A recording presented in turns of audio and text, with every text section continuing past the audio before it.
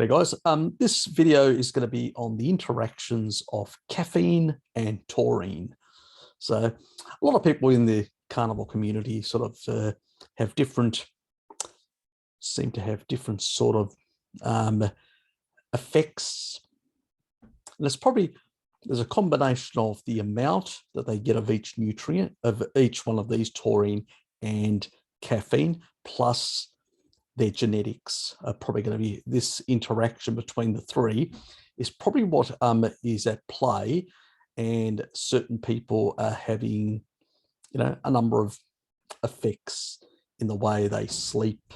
And I'm trying to basically just provide some reasoning behind this. Obviously, we're looking into an insect model, so it's not an ideal model because we don't really have any really good research on this, unfortunately. And most of the actual research out there, the human stuff, is not experimental. It's all anecdotes, it's all observational, and it is highly confounded. So it's meaningless in that regard. So obviously take this with a grain of salt. It is sort of, you could say it's an experimental model, not a human model. It's an insect model. It's a hypothesis. But there are some anecdotes which elucidate, sort of indicate that this is possibly happening in humans as well, due to the interactions, these sort of interactions. So we'll get into it and you'll understand what I mean. So let me just share my screen. Okay, so this is an article, the effects of taurine and caffeine on sleep-wake activity of Drosophila melanogaster. So fruit flies, basically. Yes, this must excite the fruitarians out there. The abstract, let's just go on. Caffeine and taurine are two major neuromodulators present in large quantities in many popular energy drinks. We investigate their effects on sleep-wake control in constant darkness using the fruit fly Drosophila as a model system. It has been shown that caffeine, as the most widely used psychostimulant, can boost arousal through the dopamine pathway in mushroom bodies of flies. Taurine is a GABA receptor antagonist, which is inhibitory to neuronal firing. These two behave very much in a similar way, as we know from human experimental research. We know, and not only human, but every single animal in the world seems to respond similar to taurine. It seems to, work on the GABA receptor, where it, via the GABA receptor, it sort of calms you down. Particular GABA-A. And on the other hand, it, most research out there has shown that caffeine is a stimulant, even to humans. That's another reason why athletes use energy drinks and stuff like that. There's good evidence of being a stimulant and having negative effects on melatonin in that regard. So it's quite clear that it actually pushes up a number of the stress hormones as well. So it's established in the research, but nobody's actually really done this sort of experimental lock-in labs on humans, and that's why we're using this animal model. Unfortunately, I would prefer that but because it's related to the energy drinks, Red Bull and Monster, none of those companies are going to do it, and there's not going to be much finance because doing lock-in studies for humans is very expensive, as you can understand. And so, to prove that an energy drink is going to have a negative effects on your sleep is not going to be basically financed. And the companies that produce these products are not going to do that. They basically primarily do studies which shows it increases performance in athletes. Not that you have to drink their sugary drinks. You can actually get the same effect by just having a coffee minus the sugar. Now, and in, if you're sort of having, we know from research that you can actually increase AMPK in a fasted state with coffee and just coffee alone. So there are sort of times to have it in the day, which can be, you could say, enhancing in some respects. But anyway, let's get into it. We show that the flies receiving a low dose of caffeine, 0.01, increased locomotive activity by 25% and decreased total sleep by 15%. So obviously these are low doses, but remember, we're talking about fruit flies we're talking about, what, less than a gram, or, compared to a human scale, that would be quite a larger, a different amount, substantially. So, but still had an effect on sleep. Treatment with taurine of 0.1 to 1.5% reduces locomotion activity by 28% to 86%. And shift it from diurnal to nocturnal. So from arousal to sleep, so to speak, at 0.75, which is somewhere in between that of taurine, also increased sleep by 50%. So it's between the 28, 50, and 86. So you can actually see quite a clearly dose dependency. The higher the taurine, the higher the sleep sort of thing. Our results show that taurine increases sleep, while caffeine, as previously reported, attenuates, reduces sleep, which they just used simple English. Anyway, flies treated with both caffeine and taurine exhibit two different effects, which depends on the ratio of taurine to caffeine. So depending on the amount of taurine to caffeine, it can have dramatically different effects. So a high taurine caffeine ratio promotes sleep. So more taurine, less caffeine, so less coffee, is going to promote sleep. While a low ratio of taurine caffeine inhibits sleep to a greater extent than the equivalent amount of caffeine alone. So just having caffeine alone without the taurine, you actually have less of an effect. So in lower doses, taurine seems to magnify the effects of lowering the sleep, actually increasing insomnia in a sense. So this is what they're actually seeing. This intriguing enhancement of caffeine action by low doses of taurine may account for the presence of both compounds in energy-promoting drinks, such as Red Bull and Monster. So the companies have worked this out. Putting small doses of taurine in there is magnifying the effects of caffeine.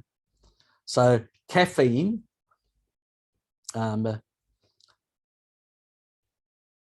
anyway, so that's just the key words. So in the last decade, energy drinks such as Red Bull and Monster have become cultural icons and are frequently marketed towards consumers by younger adults. These drinks intended to keep people awake at work or during leisure activities. Unfortunately, the frequent consumption of these beverages has been linked to risky behavior amongst college students. We won't go into that. We don't want to, yes, we want to keep it clean. The two common ingredients found in energy drinks are caffeine and taurine, both classified as neuromodulators.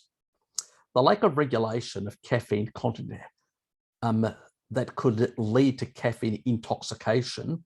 And so small amounts of taurine can magnify the effects of the caffeine. This is important. And its recreational use in combination with alcohol have both become growing concerns.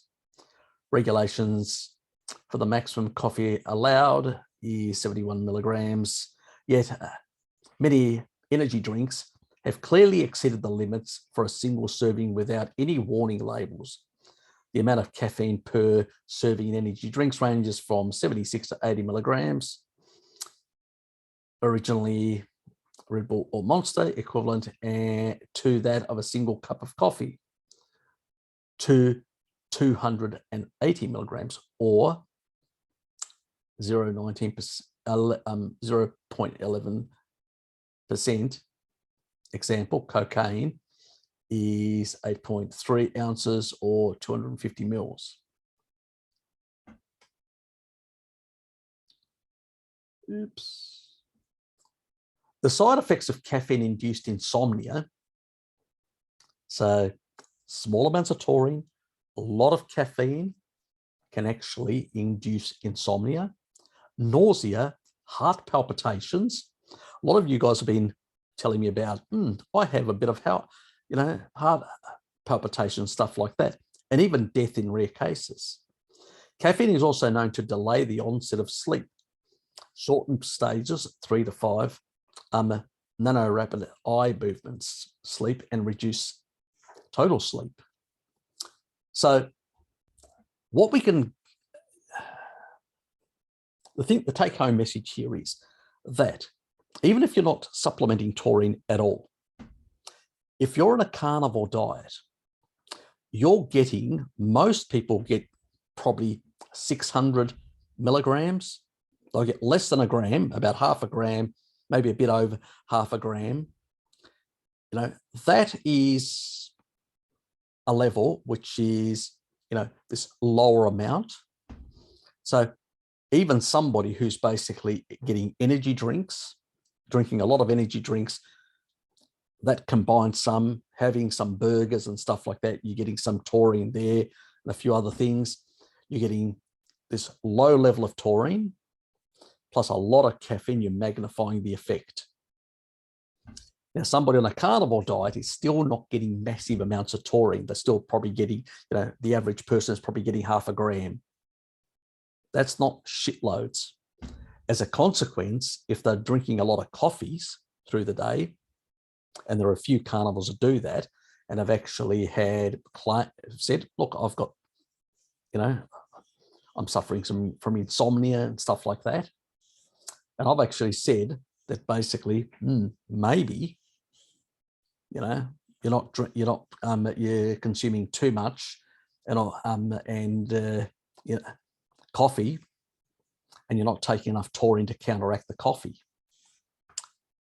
Without even knowing about this study, I've, you know, basically recently just looked at, tried to find something, whether that confirms that, because I've been seeing a lot of anecdotal evidence in the carnivore community. I'm wondering, why the hell is this happening? And so I did a bit of a dive in PubMed, but I was actually just finding garbage. And then I came across this one, and it just really, you know, nailed it completely. I had no idea that basically small amounts of taurine can magnify the effects. So whether you're supplementing small amounts or you're basically, you know, just eating your general steaks and drinking a lot of coffee, you're actually magnifying the effect of the caffeine. Now, it'll vary between people what the effect of that will be. It'll depend on, are they a fast metabolizer? Can they clear it out of their system fast or not? It can vary. There's a whole lot. There's some genetics. So we'll take a look before we proceed with this. So this is one of the actual genes. Most people usually have a sort of a general. These two have to do with consumption. So this is a determinants of habitual caffeine consumption. So some people have two TTs. They have the homozygous. So it's about 16.7% in Italians, so Southern European 17. You're slightly less than 20% of people are very susceptible. In some population groups like the Japanese, up to 50%, which is very high. Chinese 36, Han Chinese, Mexicans 45%, Maasai a third. So Europeans slightly less, those of African ancestry slightly less. So the people with a TT will tend to have, this sort of a higher sort of habitual sort of a tendency to basically, you could say, have, it's not exactly an addiction, but tend to have, actually want more in a sense. It's maybe it is an addiction, that they tend to be basically have those genetics to influence habitual coffee consumption. So these two influence it. You want to call it an addiction. So that's mine. I'm CT. I'm somewhere in the middle on that one. So basically we're about 50% of Northern Europeans and about 40-odd% of Southern European. Probably Southern Europeans and Northern Europeans tend to be less having this drive, where certain populations tend to be way more likely to have this urge to consume more coffee. So maybe because Southern Europeans and Northern Europeans have been exposed to coffee for longer, and so have this sort of, they're not, maybe populations that weren't as exposed. It's hard to say. But it is what it is. This is the other allele that also influences. Take a look at mine. So again, the same, in between. So I tend to be in between here. So most Japanese and all that are very low in this one. So the Europeans tend to be much higher in this one. And AA, which is T, the reverse, is basically means that is about 7% homozygous, 4% in Southern homozygous, and polymorphism 30 and 50. So Europeans are still much higher on this one. The combination of the two, obviously, if you've got homozygosity on both, you're going to be far more prone to be susceptible to consuming much higher levels of caffeine. So you'll have this liking or wanting to, in a sense. So knowing your genes, what drives your addiction to caffeine is determined. So I've got, I'm somewhere in between on that polymorphisms, where other people are going to be a bit more extreme in that regard, and others less. And I'm on both those. Now, we don't really know whether you only need one or it's a combination. It's not very clear in the literature, because it's most of the cases, it's in the literature when they're looking at the two together. It's not clinical, it's associational. The associations are, odds ratios are quite high. So we can actually, it's quite clear that having these, but the two combined, how they actually work, we haven't really teased that out because we don't have good, strong experimental evidence yet.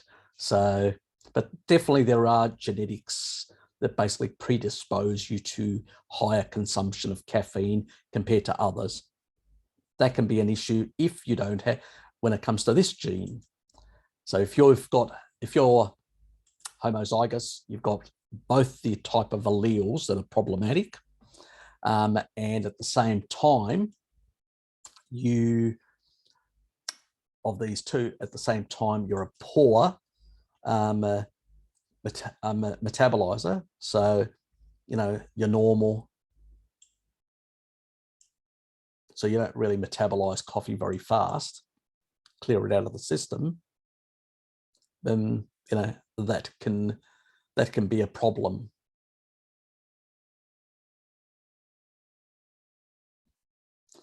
So obviously the ones that are homozygous tend to have much better, higher of this enzyme in terms of responsibility for the metabolism of caffeine and some drugs, which basically means that you can clear out drugs out of your system and caffeine out of your system faster in that regard. Anyway, so let's take a look at mine. I know what I am, basically, fast metabolizer. It's a reason why, as you can see, AA. So, oops.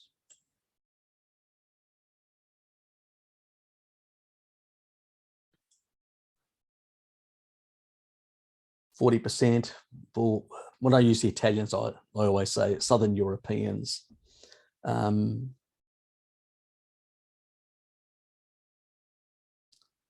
Nearly 60% for Mexicans, so they can clear out coffee pretty fast. Those of Nigerian and Chinese, Han Chinese, Japanese don't do too bad either. Northern Europeans do much better than Southern Europeans. Maasai, probably about 30%, and other Kenyans are down to 20%. So obviously this population has probably not been exposed to similar compounds that are found in coffee. So it's probably the reason for that.